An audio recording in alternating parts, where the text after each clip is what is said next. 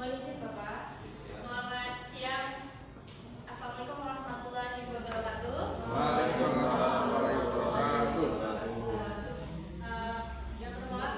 Yang terhormat Bapak Dr. Andes Joko Widodo, MPD selaku Kepala Sekolah SMA Negeri 1 Bogosari dan Mentor masa orientasi pengenalan nilai dan etika instansi pemerintah bagi pegawai pemerintah dengan kejadian kerja P3K Provinsi Jawa Tengah tahun 2024.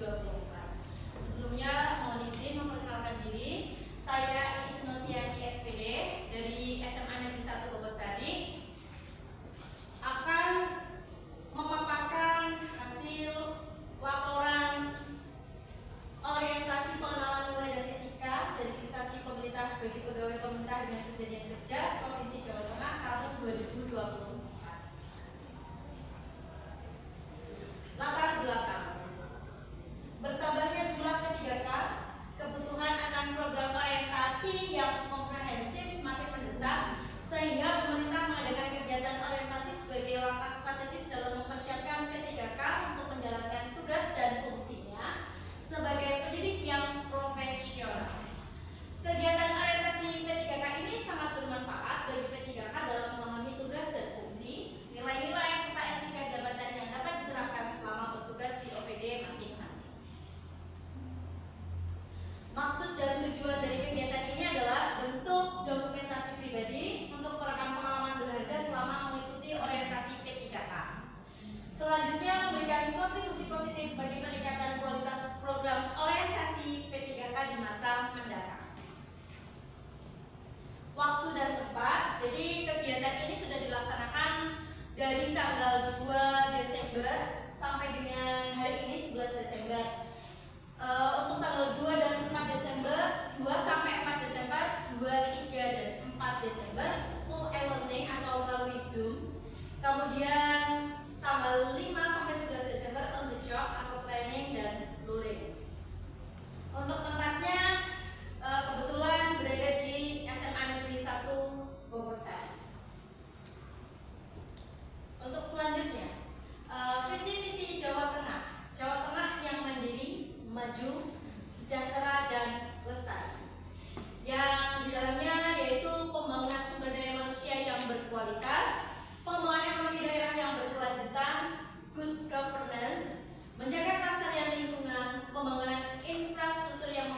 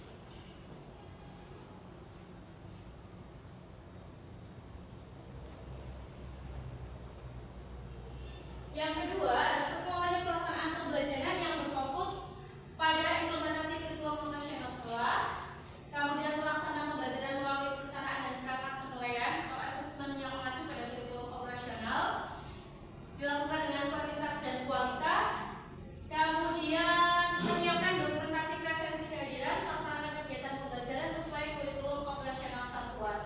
Dan yang di sini saya melakukan presensi saat pembelajaran dengan jujur dan akuntabel. Kemudian saya melakukan rekapitulasi secara berkala. Dan yang ketiga, melaksanakan kegiatan pembelajaran dengan inovatif atau adaptif. Dan yang keempat adalah saya hadir memberikan pelayanan terbaik kepada peserta didik.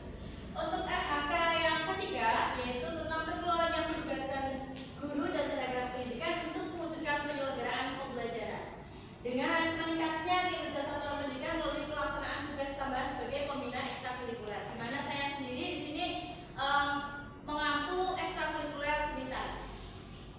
Kemudian apa saja yang dipersiapkan, yaitu menyusun program kerja ekstrakurikuler seni tari, melaksanakan tugas sebagai pembina ekstrakurikuler. Untuk dokumennya yang disiapkan adalah dokumen pelaksanaan ekstrakurikuler seni tari dan nilai-nilai. Di sini saya melakukan konsultasi sebagai bentuk dedikasi kepada pimpinan selain bekerja sama dengan sesama pembina seni tari atau rukun seni yang lainnya. Di sini kebetulan ada seni rupa dan guru seni tari yang satunya mengampu ekstrakurikuler seni musik, seni calung dan karawita. Kemudian saya mencari referensi kegiatan pagelaran tari dengan cara mencari dari berbagai sumber untuk dipelajari, dan kemudian saya menghargai saran dari sesama pejabat maupun pimpinan. Untuk RHK yang selanjutnya adalah terkelolanya kegiatan pengembangan kompetensi guru dan tenaga kependidikan. Di sini saya meningkatkan kompetensi melalui peran sebagai peserta berbagai praktik baik yang diselenggarakan oleh komunitas belajar, di mana SMA Negeri 1 Bogocari memiliki komunitas belajar yang disebut sebagai semacam berbagai. Kemudian untuk selanjutnya yang kelima adalah pelaksananya peningkatan tes praktik pembelajaran guru dengan cara meningkatkan praktik manajemen kelas yang berfokus pada keteraturan suasana kelas. Untuk jenis dokumennya adalah dokumen modul ajar yang kualitasnya tingkat upaya membangun suasana kelas yang kondusif untuk proses belajar mengajar dengan minimal gangguan yang mengalihkan perhatian peserta didik. Dengan cara menyusun modul ajar yang berfokus pada keteraturan suasana kelas, melaksanakan pembelajaran sesuai modul ajar, melaksanakan refleksi pembelajaran. Dan di sini saya mencari referensi terkait pembelajaran yang akan saya lakukan dengan cara mencari dari berbagai sumber untuk dipelajari. Saya melakukan diskusi dengan pimpinan dan rasyawan terkait praktik pembelajaran yang dilakukan di kelas atau kolaboratif, dan saya menghargai saran dari sesama rekan sejawat maupun pimpinan. Simpulan, dengan program orientasi ini dapat memahami nilai-nilai dasar organisasi, struktur organisasi, serta tata cara kerja yang berlaku, dan menerapkan ilmu yang telah diperoleh untuk memberikan pelayanan publik yang prima. Sekian pemaparan dari saya. Mohon maaf apabila ada kata-kata yang kurang berkenan. Terima kasih. Wassalamualaikum warahmatullahi wabarakatuh. Waalaikumsalam warahmatullahi wabarakatuh. Terima kasih untuk pemaparan yang telah disampaikan. Selanjutnya adalah tanggapan atau masukan dari Bapak Joko Widodo MD selaku mentor. Beliau. Terima kasih Bu Idris Sumautiani atas hal-hal yang sudah disampaikan pada kesempatan siang hari ini. Perlu saya sampaikan yang pertama, di mengajar itu kan ada pada salah satu komunikasi guru dan murid. Maka guru harus pandai membuat komunikasi, terutama di dalam kelas. Jadi saya masih ingat dulu saya guru kalau mengajar mulai dari salam sampai pada wassalam itu berdiskusi. Maka terkenal dengan ya pokoknya guru itu terkenal kalau mulai itu dari awal sampai akhir itu tidak pernah menyentuh apa dia sudah pernah berdiri, kalau duduk terus itu terkenal. Kemudian kalau muridnya tidak mudeng, bahasa itu dasar telok gitu ya, bahasanya itu dan akhirnya murid banyak gambar sebagainya, gambar dunia dan sebagainya, itu terjadi betul Pak. Ini maka titis ya, komunikasi dan itu semuanya komunikasi dia harus terlalu memang akurat, mulai berbeda. Kemudian tentang NHK ini prinsip juga saya sampaikan pada semuanya, mohon nanti kaitan dengan yang memberikan dari atasan langsung dan diberikan nanti dipasarkan dengan baik. Kemudian berkaitan dengan tadi praktik baik, praktik baik, kemudian sebuah ungkapan di NHK itu tentang praktik baik.